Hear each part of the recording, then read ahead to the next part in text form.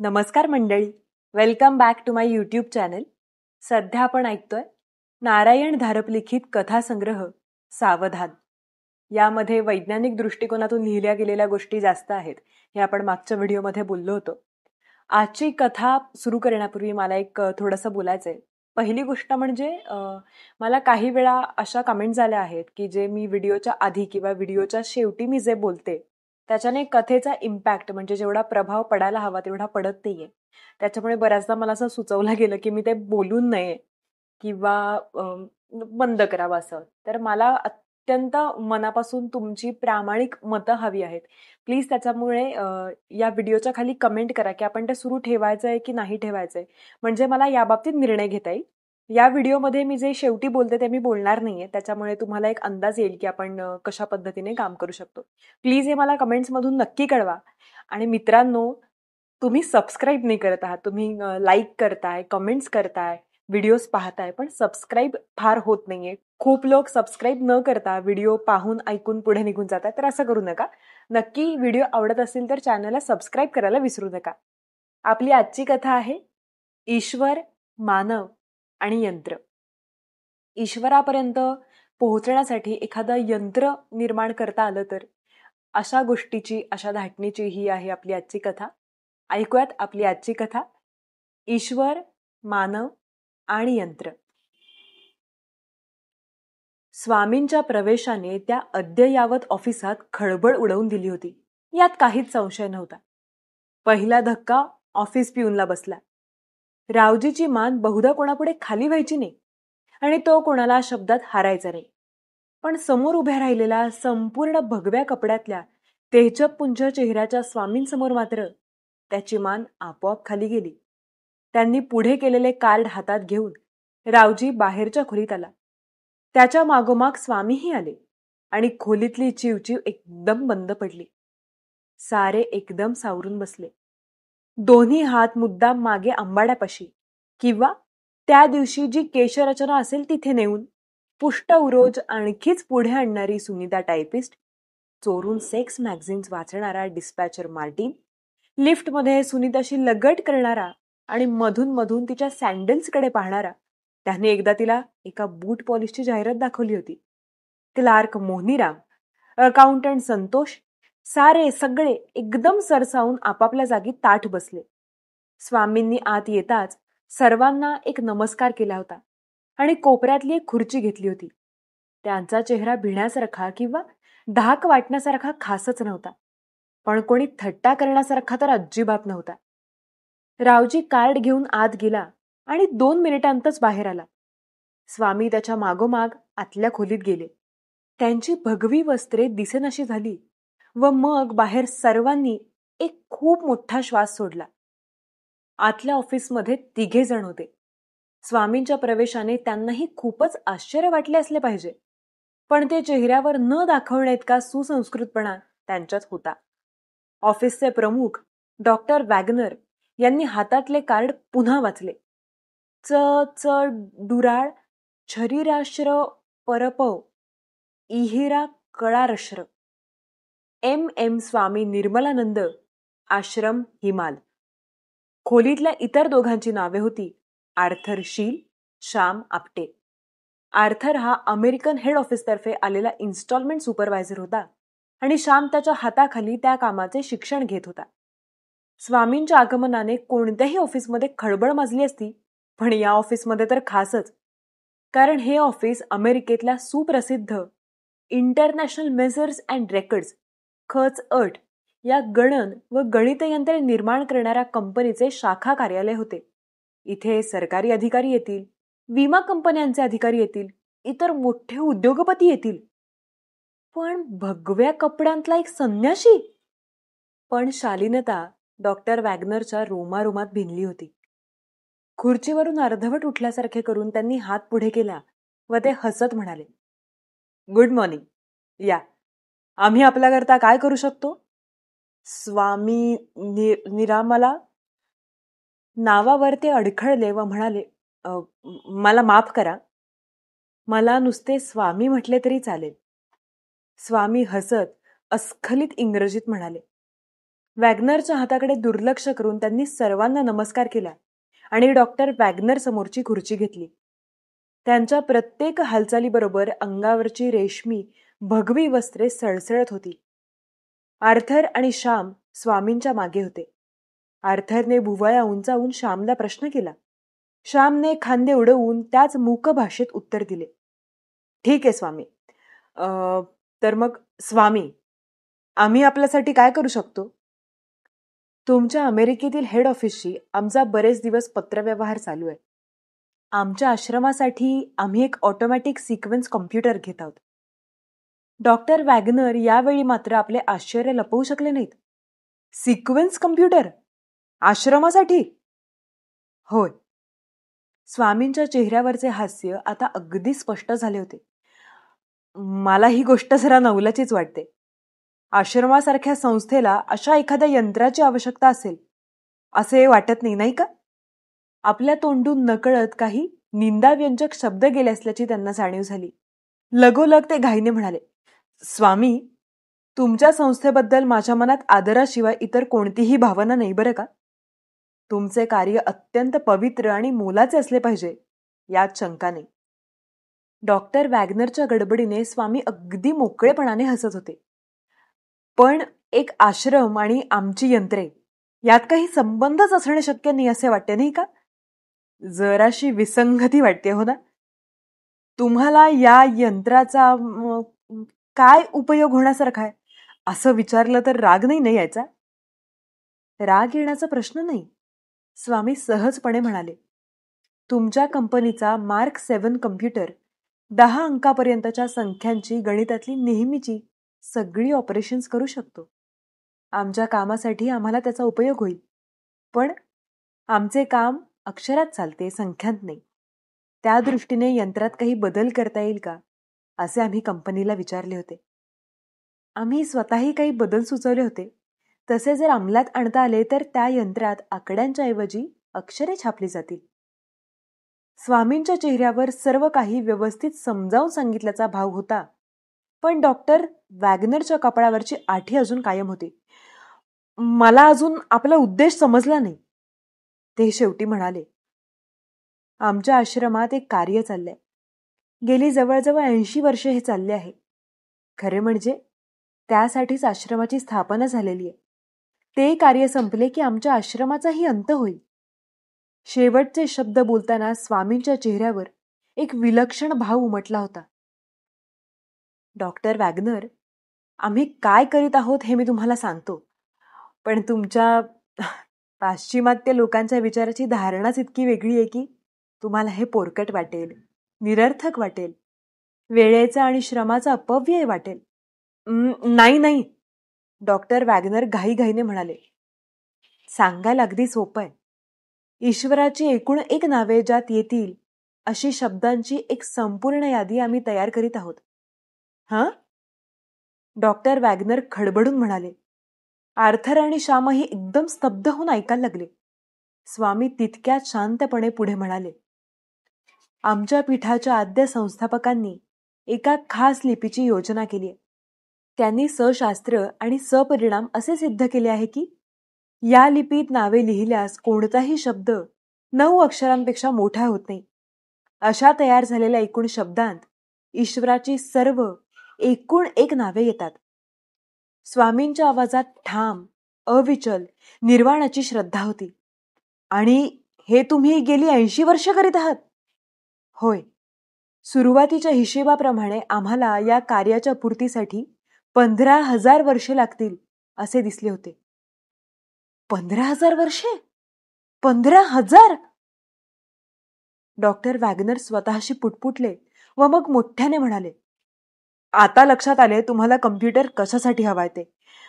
पण या विलक्षण उद्योगाचा हेतू तरी काय? स्वामी एक सेकंदभर विचार करीत राहिले. आपला प्रश्न त्यांना आवडला नसावा अशी डॉक्टर वॅगनरना शंका आली, पण स्वामींचा चेहरा शांत होता. त्याला दैनंदिन आचार म्हणा, रूढी म्हणा, काहीही म्हणा, आमच्या पुरते त्याला एक महान धार्मिक आदितत्वाचे स्थान आहे. आजपर्यंत मानवाने देवासाठी असंख्य नावे वापरली आहेत. कृष्ण, विष्णू, येशू, अल्ला, येहोवा आणि इतरही खूपशी. पण शेवटी ही माणसाने लावलेली लेबलच आहेत. ती देवाची खरी नावे आहेतच असे गृहीत धरता येत नाही, सिद्धही करता येत नाही. खरी नावे काय आहेत हे आपल्याला कळलेच असेही धरून चालता येत नाही. यात जरा शब्द, त्यांचा मानलेला अर्थ, त्यांनी दाखविलेला अर्थ, त्यामागचा संकेत आणि शब्दांचा खरा मनुष्यबाह्य अर्थ यांचा तात्विक घोटाळा आहे. मी आता त्याची चर्चा करीत बसत नाही, पण एक गोष्ट तुम्हालाही समजू शकेल. उच्चारासाठी कोणतीही भाषा वापरली, उच्चार कागदावर उतरवण्यासाठी कोणतीही लिपी वापरली, तरी आपण त्या लिपीतले तयार होण्यासारखे एकूण शब्द ओळीने घेतले तर त्या शब्दांच्या यादीत देवाची आपल्याला माहीत असलेली आणि माहीत नसलेली एकूण एक सर्व नावे येतील की नाही? त्या भाषेतले सर्व शब्द आल्यावर हो, हे मला पटतंय. अक्षरांची क्रमवार मांडणी करून आम्ही ही यादी तयार करीत आहोत आणि त्या यादीत ही सर्व नावे येतील. म्हणजे 9 वेळा ए पासून 9 वेळा झड पर्यंत. बरोबर. फक्त आमची लिपी वेगळी आहे. गेल्या काही वर्षांत आम्ही विजेचे टाईपरायटर्स खरेदी केले. त्यात योग्य ते बदल केलेत, पण सारे मामूली होते. आता तुमच्या यंत्रात काही खास योजना कराव्या लागतील. उघड उघड निरर्थक किंवा हास्यास्पद अक्षर रचना टाळाव्या लागतील. तसेच एक अक्षर ओळीने 3 पेक्षा जास्त वेळा येता कामा नये. 3 वेळा, 2 पेक्षा जास्त नाही असे असेल ना? नाही, 3 किंवा 3 पेक्षा कमी चालते. मी तुम्हाला समजावून सांगितले असते, पण तुम्हाला आमची भाषा माहीत नाही. आणि पुन्हा आणखी काही खास नियम आहेत. त म म ना, सी ल ल रा, अ स सट अशा काही क्लिष्ट भयानक अक्षर रचना डॉक्टर वॅगनरच्या मनासमोर नाचायला लागल्या. ते घाईनं म्हणाले, ठीक ठीक, ते नाही सांगितलं तरी चालेल. मग पुढे? तुमच्या कंपनीचा ऑटोमॅटिक सिक्वेन्स कम्प्युटर वापरला तर सर्व अडचणी दूर होतील.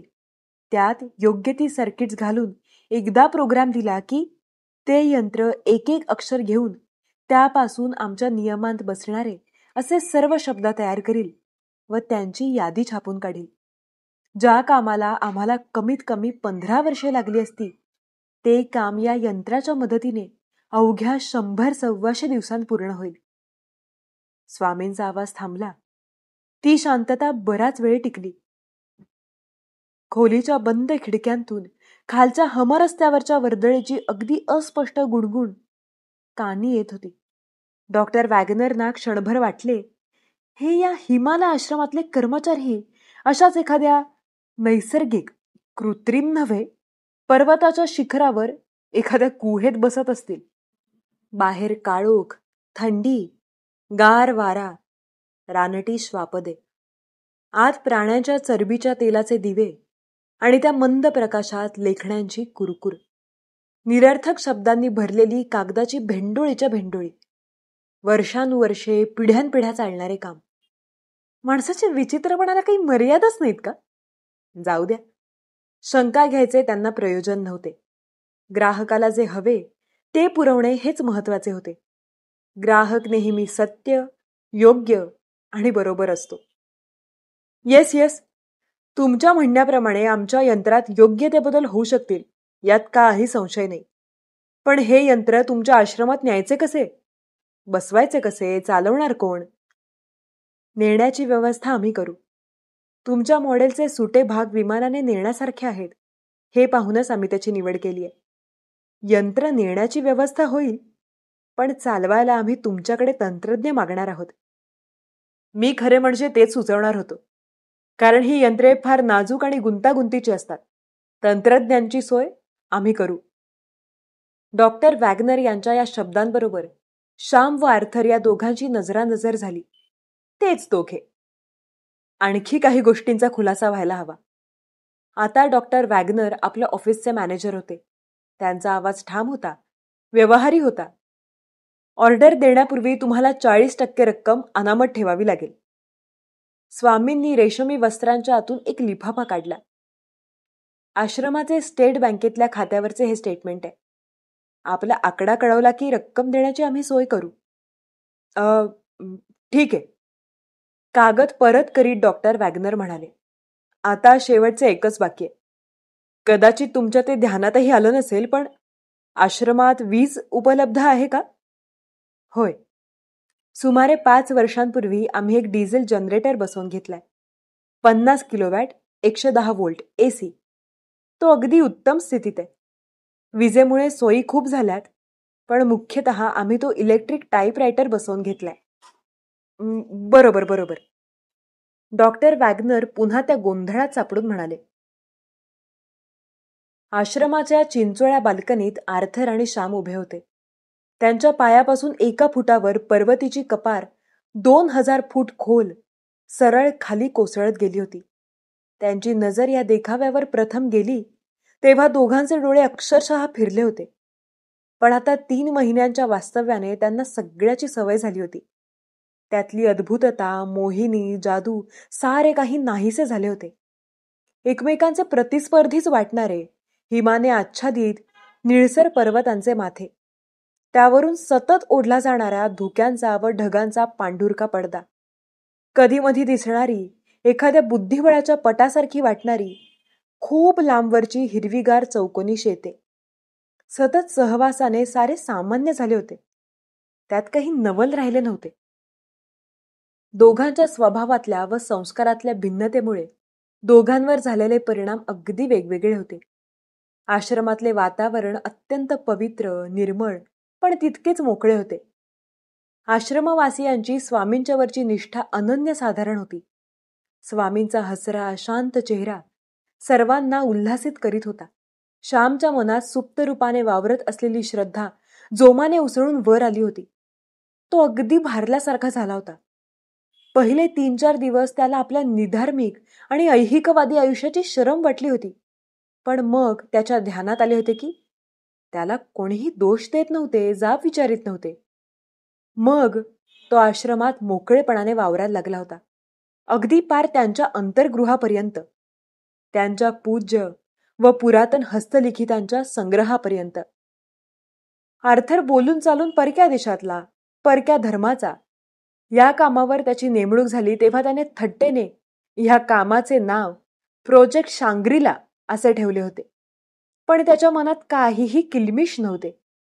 कामाच्या निमित्ताने त्याने अमेरिका सोडली होती आणि 5 वर्षांचे कॉन्ट्रॅक्ट होते. कंपनी जिथे पाठवेल तिथे तो बिनतक्रार जात होता. Mexico, Brazil, Philippines, Malaya, Australia आणि आता भारत. सर्वच देश, सर्वच लोक त्याला परके होते. जसा देश तसा वेश हा मंत्र त्याने पाठ केला होता. जाईल तिथे तो लोकप्रिय होत होता आणि आश्रम हिमालही त्याला अपवाद नव्हता. स्वामी आणि इतर आश्रमवासी यांनी आर्थरचा एकदम स्वीकार केला होता. आर्थर त्याची 6.25 फुटांची उंची, तोंडात धूर ओकणारा पाईप, रात्रीच्या वेळी आर्त सूर काढणारा हार्मोनिका, ह्या साऱ्यांसह. पण आर्थरचे नेहमी तत्वज्ञान त्याला इथे अपुरे पडत होते. मार्क 7 कम्प्युटर कामाला लागलेला 10-11 आठवडे झाले होते. यंत्र रात्रंदिवस काम करीत होते. यंत्रातून छापील शब्दांच्या यादीच्या पट्ट्या एकसारख्या बाहेर येत होत्या. त्यातल्या एका शब्दाचाही आर्थरला अर्थ माहीत नव्हता. या भगव्या संन्याशांना तरी माहीत होता का? याची त्याला एखाद्या वेळी शंका यायची. कम्प्युटरला देण्यात आलेल्या प्रोग्रामप्रमाणे त्याचा कार्यक्रम थंडपणे, अविरतपणे चालला होता. एक अक्षर घ्यायचे, त्याच्यापासून सुरू होणाऱ्या 9 अक्षरी शब्दांची सर्वच्या सर्व यादी तयार करावायची. मग पुढचे अक्षर. कंटाळा नाही, दम नाही, विश्रांती नाही.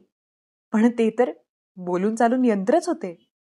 पण यंत्राच्या 3 तोंडांतून बाहेर पडणाऱ्या पट्ट्या अलगद कापणारे, हरिणाजिनाचे वेष्टन असलेल्या प्रचंड ग्रंथांत मोठ्या भाविकपणे चिकटवणारे हे संन्याशी, त्यांना काय म्हणायचे? ते भोळे, अडाणी, अव्यवहारी तर खासच नव्हते. त्यांच्यासारखी व्यवहारी, सुसंस्कृत, शालीन माणसे त्याला क्वचितच भेटली होती. त्यांची अंधश्रद्धा मात्र काळीच गोठवून टाकणारी होती आणि त्यातही काही तर्काचा संबंध नव्हता. 9 पेक्षा जास्त अक्षरांचे शब्द मांडण्याची जरुरी नाही, हे त्यांनी कशाच्या आधारावर ठरवले होते? देवाचे नाव 10, 12 किंवा 20 अक्षरी शब्दांचे असणे शक्य नव्हते का? एका सजवलेल्या खोलीत रंगीत लाकडी आसनावर ठेवलेला मार्क 7 त्याची स्वतःशीच चाललेली गुणगुण, खोलीत अनवाणी हलक्या पावलांनी वावरणारे संन्याशी, मार्क 7 मधून सारख्या बाहेर पडणाऱ्या पट्ट्यांची सळसळ, खोलीत दरवळणारा कसला तरी सुगंध, हा सगळाच अनुभव स्मृतीत कायमचा राहणार आहे असे आर्थरला वाटायचे. एवढेच नाही तर त्या देखाव्याने त्याला जरासे अस्वस्थ वाटायचे. सहसा त्याला कोणत्याही कामाचा कंटाळा येत नसे, पण हिमालमध्ये मात्र तो कंटाळला होता. आपली कामाची मुदत केव्हा संपते आणि आपण या जगाच्या टोकावरच्या बर्फाच्छादित शिखरांवरून खालच्या गजबजलेल्या शहरी आयुष्यात केव्हा उतरतो असे त्याला झाले होते. कधी कधी त्याला धास्ती वाटायची की स्वामींच्या नियोजित कार्यक्रमात अचानक बदल होईल, कार्यक्रमाची मुदत आणखी काही महिने वाढवण्यात येईल आणि डॉक्टर वॅगनरची तार येईल. पुढची सूचना येईपर्यंत आश्रम हिमाल इथेच थांबा. मग मात्र सारे खलास. आणि अशी वेळ आलीच तर स्वामीजी हे अगदी थंडपणाने हसत हसत करतील हेही निर्विवाद. तर ते दोघे बाल्कनीत उभे होते. आर्थर दगडी पॅरापेटला टेकून उभा होता आणि श्याम पॅरापेटवर रेलून उभा होता. वारा वाहत होता. त्याला एखाद्या तीक्ष्ण शस्त्रासारखी धार होती. वाऱ्याकडे तोंड केले तर डोळ्यांना पाणी येण्या इतके. श्याम, मला आता या जागेचा कंटाळा यायला लागलाय. आर्थरच्या तोंडून शब्द बाहेर पडताच वारा ते हिसकावून घेत होता, खालच्या दरीत भिरकावून देत होता. श्यामला ते ऐकूच आले नसावेत असे आर्थरला वाटले. श्याम त्याच विचारमग्न पवित्र्यात उभा होता, समोरच्या शिखरावर नजर खिळवून. श्याम, आर्थर जरा मोठ्याने म्हणाला. हा? दचकून श्याम त्याच्याकडे वळला. त्याचे नक्कीच लक्ष नव्हते. तूही या संन्याशांसारखा समाधी लावायला शिकलायस की काय? श्यामने आर्थरच्या आवाजातल्या थट्टेकडे, त्यात निंदा नव्हती, त्याकडे दुर्लक्ष केले. आर्थर, ऐक, माझ्या कानी आज काही गोष्टी आल्यात आणि मला त्यांचा एकंदर रोख जरासा अस्वस्थ करतोय. काय भानगडे? मार्क 7 काम करीत नाही बरोबर? आर्थरच्या मनात ती एकच धास्ती होती. मशीनमध्ये काही बिघाड म्हणजे काम संपायला उशीर, म्हणजे इथला मुक्काम वाढायचा आणि ते त्याला अजिबात नको होते. नाही, मार्क व्यवस्थित काम करतोय. बोलता बोलता श्याम पॅरापेटवर बसला आणि हे जरा अनपेक्षितच होते, कारण सुरुवातीपासूनच श्यामला या विलक्षण उंचीची अतिशय भीती वाटत होती. हा सगळा खटाटोप कशासाठी चाललाय हे मला आज समजलं आर्थर. आज समजलं म्हणजे काय? आपल्याला प्रथमपासूनच माहित होतं. काय माहित होतं? हे स्वामी आणि त्यांचे शिष्य काय करतायत ते माहित होतं, पण कशासाठी हे करतायत हे माहित होतं का? या विक्षिप्त कार्यक्रमामागचा हेतू तसाच विक्षिप्त असणार. विक्षिप्त? आर्थर, तुझा विश्वास बसणार नाही. ऑल राईट, सांग तर खरं. मला आज दुपारीच स्वामींनी सांगितलंय. तुला माहित आहेच की रोज दुपारच्या सुमारास त्यांची मार्क 7च्या खोलीत एक चक्कर असते. आज जेव्हा मी त्यांना सांगितलं की मार्कचे काम आता संपायच्या बेताला आलंय, तेव्हा मला प्रथमच त्यांच्या चेहऱ्यावर जराशी उत्कंठा दिसली आणि मग त्यांनी मला विचारलं, हे काम आम्ही कशासाठी हाती घेतलंय त्याचा तुम्हाला नवल वाटत असेल नाही? आणि मी म्हणालो, अर्थात नवल वाटतच आहे. आणि आर्थर, त्यांनी मला त्यांचा उद्देश सांगितला. ऑल राईट, माझी उत्सुकता जिवंत आहे, सांग. आर्थर, त्यांची अशी श्रद्धा आहे की ईश्वराच्या सर्व नामांचे स्मरण करण्यासाठीच माणसाला मेंदू, बुद्धी, स्मृती, वाचा यांची प्राप्ती झाली. ही सर्व नावे उच्चारणे हेच मानवाचे एक आणि एकच कार्य आहे. स्वामी आणि अर्थात त्यांचे गुरु व या पीठाचे आद्य संस्थापक यांच्या गणिताप्रमाणे ही नावांची संख्या सुमारे 9 अब्ज होते. या नावांचा एकदा उच्चार झाला की निर्मितीतला ईश्वराचा हेतू सफल होईल. ज्या कार्यासाठी मानवाचा व सृष्टीचा जन्म झाला ते कार्य समाप्त होताच सर्व सृष्टीची आवश्यकताच संपेल. सृष्टीचक्र पुढे चालू राहण्यात काहीच अर्थ उरणार नाही. त्यांच्या मते नामोच्चारानंतर या शब्दाला काही अर्थच नाही. नामोच्चार हाच नियतीचा अंत आहे. अनंतापेक्षा मोठी संख्या असूच शकत नाही.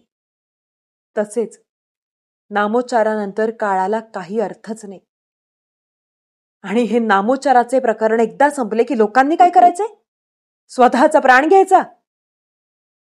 आर्थर जरा हसत व जरा रागाने म्हणाला, आपण काहीही करायची जरुरीच नाही.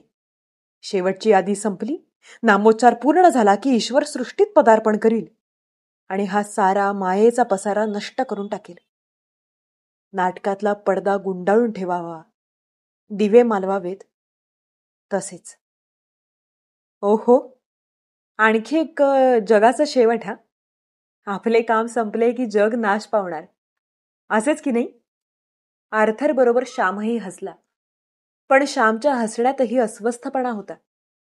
आर्थर, मी जवळजवळ याच शब्दात स्वामींना हेच सांगितले आणि त्यांनी माझ्याकडे एक इतकी विलक्षण नजर टाकली की मला वाटले मी एक फार मोठी चूक केलीये. कॉलेज विद्यार्थ्यांची 2+2 ही बेरीज चुकली तर त्याला कसे वाटेल? तसे मला वाटले. आणि स्वामी शेवटी म्हणाले, श्याम, तुला सारेच इतके मामूली वाटते का? आणि मग ते गेले. तुला एवढी काळजी का पडलीये श्याम? आपला यात कुठे संबंध येतो? आपले काम आपण चोख बजावत आहोतच. आणि एक बघ श्याम, ही सर्व मंडळी सुरुवातीपासून जरा विक्षिप्तच वाटत होती नाही का? ते झालं रे. पण एक गोष्ट तुझ्या लक्षात येतेय का? मार्क 7चे काम आता पुरं होत आलंय. आता एवढ्यात याद्या संपतील आणि समज जगाचा अंत झाला नाही. त्यांची कल्पना प्रलयाची आहे का धरणीकंपाची आहे का उत्पाताची आहे मला माहित नाही, पण समज काही झालंच नाही, मग यंत्र आपल्या कंपनीचं आहे. यंत्र आपण चालवत आहोत. शेवटी आपल्याच माथी दोषांचे खापर फुटणार आहे. मला काही लक्षणं ठीक दिसत नाहीत. आर्थरने मान सावकाश हलवली. तुझा मुद्दा अगदी बरोबर आहे श्याम. असे जगाच्या अंताचे भविष्य वर्तवणारे पूर्वीही होऊन गेलेत. इसवी सन 1000 साली जगाचा नाश होणार अशी विलक्षण अफवा उठली होती. माझ्या लहानपणी मला आठवते की असाच एक माथे फिरू आमच्या राज्यात आला होता आणि सगळ्यांना सांगत सुटला होता की अमुक एका रविवारी जगाचा नाश होणार आहे. लोकांनी त्याच्यावर विश्वास किती ठेवावा? काहींनी अक्षरशः घरेदारे इस्टेटी विकून टाकल्या. पण समजा जर जग खरोखरच नाश पावले तर ह्या रस्त्यावरचे घर आणि बँकेच्या अकाउंटमधली रोख रक्कम यात काय फरक राहणार होता? पण शेवटी काहीच झाले नाही. रविवार उजाडला आणि नेहमीसारखा मावळला. त्या माथे फिरूला लोकांनी मारले बिरले असे वाटत असेल ना तुला? काही केले नाही. अंगाला हात सुद्धा लावला नाही. त्याच्या गणितात काहीतरी चूक झाली असावी असे त्यांनी स्वतःचे समाधान करून घेतले. पण जगाचा केव्हा तरी असा उत्पाती नाश होणार आहे यावरचा त्यांचा विश्वास उडाला नाही. अजूनही कित्येकांचा तसाच विश्वास आहे. 3-4 वर्षांपूर्वीचा आमच्याकडचाही एक प्रसंग मला आठवतो. श्याम म्हणाला, आकाशातल्या ग्रहांच्या स्थितीवरून त्यांनी अष्टग्रही योग वर्तवला होता. वादळे, अपघात, नैसर्गिक व मानवी संकटे, लोकांचा किती चटकन विश्वास बसला होता. मोठमोठे यज्ञ झाले, शांतीपाठ झाले, रात्र रात्र जागून लोक भजने करीत होते. आणि शेवटी काहीच झालं नाही. असले जगाच्या नाशाचे साक्षात्कार सर्व देशांत आणि सर्व काळी झालेले आहेत आणि त्यातला एकही खरा ठरलेला नाही. आर्थर जरा रागाने पुढे म्हणाला, आणि या वेडपट संन्याशांचाही भ्रमनिरास होणार आहे. इथे आपण दोघेच आहोत आणि जीवाभावाच्या निष्ठेने काम करणारे शेकडो संन्याशी आहेत. सगळ्या भविष्याचे थोतांड उघडकीस आले म्हणजे काय होणार आहे याची मला कल्पनाच येत नाही. आणि हे स्वामी, माझ्या मनात खोल कुठेतरी या माणसाबद्दल विलक्षण आपुलकी आणि आदर निर्माण झालाय. त्याचे जीवनकार्य धुळीस मिळणार आहे. त्यावेळी मी इथे असायला नको असे मला वाटते. मलाही इथे राहणं जास्त जास्त कठीण होऊ लागले. पण आपलं कॉन्ट्रॅक्ट संपल्याशिवाय कंपनीचा ट्रान्सपोर्ट येणार नाही आणि तो आल्याशिवाय आपण इथून हलू शकत नाही. आपल्याला कुठेही जायला पूर्ण मोकळीक आहे आणि तरीही आपण कैदेत असल्यासारखेच आहोत. श्याम, यंत्रात आपण मुद्दाम जरासा बिघाड केला तर आणखी सगळे आकाश डोक्यावर ओढून घ्यायचे? तसे नाही रे. हे पहा, आपल्या हिशेबाप्रमाणे आजपासून 4 दिवसांनी मार्क 7ची शेवटची यादी बाहेर येईल. कंपनीचे चार्टर्ड विमान 7 दिवसांनी येणार आहे. ठीक. आपण दर 48 तासांनी मार्क 7 ओव्हरऑल करतो. त्यावेळी एखादा पार्ट काढून ठेवला तर? महत्वाचा नाही, काम 2 दिवस बंद ठेवणं इतकाच. एखाद दुसरा दिवस मिळाला की झाले. आपली वेळ जर व्यवस्थित जमली तर शेवटचे नाव बाहेर पडायच्या वेळी आपण पायथ्याजवळ विमानापाशी पोहोचलेले असू. मग इकडे काही झाले तरी आपण त्यांच्या हाती लागणार नाही. आर्थर, मला हे पसंत नाही. काम पुरे व्हायच्या आत आजवर मी एकदाही निघून गेलेलो नाही. आणि इतकी महत्वाची घटना. त्यावेळी आपण इथे नाही याचा त्यांना संशय नाही का यायचा? नको, असलं काही नको. मी इथेच थांबणार आहे. जे काही व्हायचं ते होऊ दे. ठीक आहे, ठीक आहे. आर्थर म्हणाला, पण हसत हसत. पण आर्थरने काहीतरी केले असले पाहिजे. कारण पायथ्याजवळच्या गावचा पाटील विमान येऊन उतरल्याची वर्दी स्वामींना द्यायला आला तेव्हा मार्क 7चे काम पुरे झालेले नव्हते. स्वामींनी त्या दोघांची खाली जायची व्यवस्था केली. निघताना त्यांना आशीर्वाद दिला. आश्रमातल्या खास तट्टांवरून ते दोघे जण उतरणीची अरुंद व अवघड वाट उतरत होते. खांद्यावरून मागे वळून पाहत आर्थर म्हणाला, श्याम, मला माफ करशील अशी माझी खात्री आहे. तुझ्या लक्षात आलेले असणारच.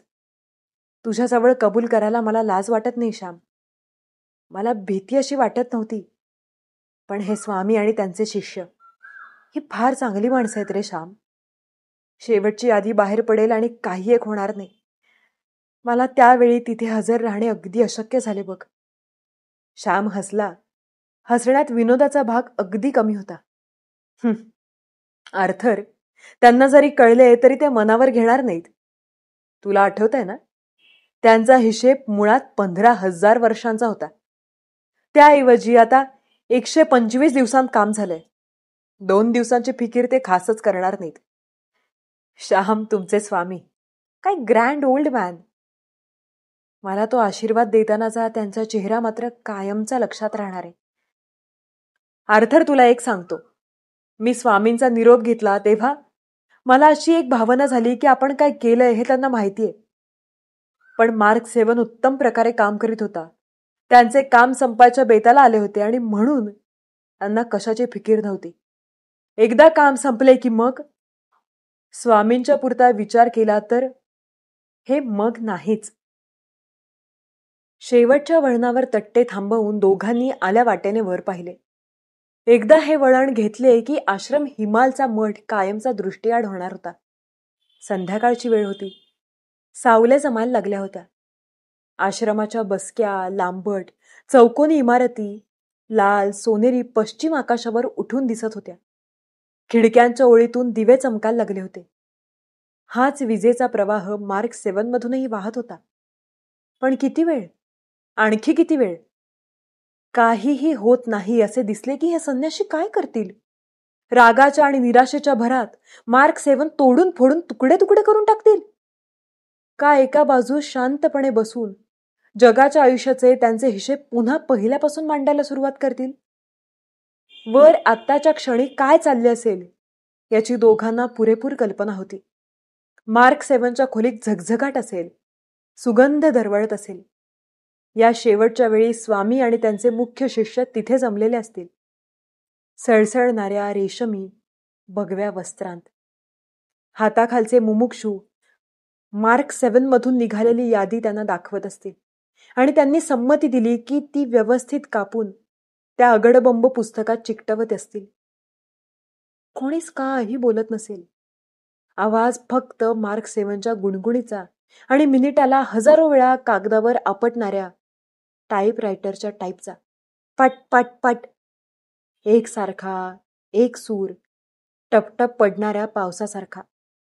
मार्क 7चे खरे काम अत्यंत निशब्दपणे चालत असे. विजेच्या गतीने सेकंदाला हजारो रचना तपासून त्यातून योग्य त्या निवडणारे त्याचे केंद्र. हा व्यापार मनाच्या विचारासारखा होता. भीती वाटण्या इतका सारखा. श्याम, ते बघ. खाली बोट दाखवीत आर्थर म्हणाला. पायथ्याशी दिसायला खूप जवळ पण प्रत्यक्ष लांब प्रवासाचे गाव होते. त्याच्या कडेला मैदान साफ करून घेऊन स्वामींची आज्ञा श्यामला वाटले. एक तात्पुरता विमानतळ तयार करण्यात आला होता.